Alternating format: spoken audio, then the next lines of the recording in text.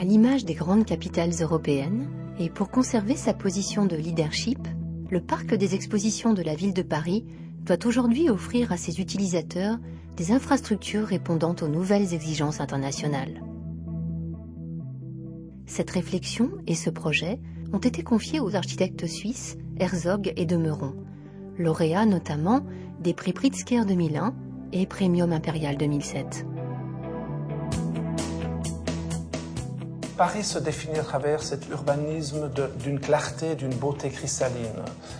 Je pense que Paris, peut-être, c'est la ville où les monuments jouent un rôle plus grand que dans n'importe quelle autre ville du monde.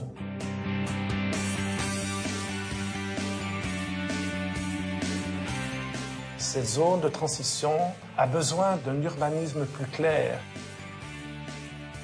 Ce programme dans un seul bâtiment, ça nous permet de libérer l'entrée pour Paris Expo, une entrée beaucoup plus claire, beaucoup plus spectaculaire, beaucoup plus visible. Ça nous permet aussi de créer un nouveau parc, donc une zone verte. En même temps, le bâtiment joue le rôle d'un symbole, d'un nouveau symbole.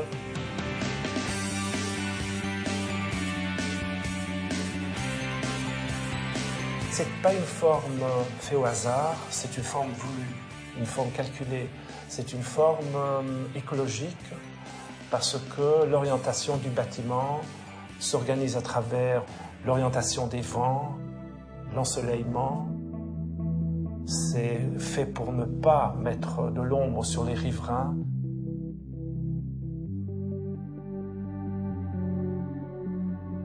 Le concept écologique du projet est basé sur 4 piliers.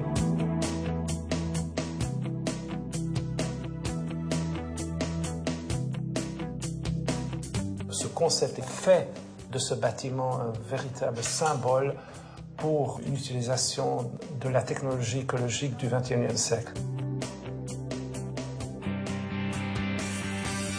Ce qu'on veut certainement et surtout atteindre avec ce bâtiment, c'est que ce soit un bâtiment ouvert pour tout le monde.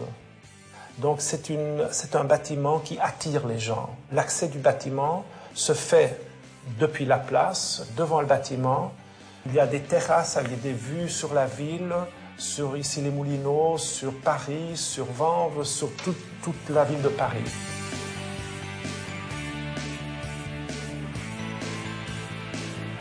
Cette nouvelle zone publique, ce sera un des 3 nœuds à Paris où les différents moyens de transport public sont concentrés de manière extraordinaire.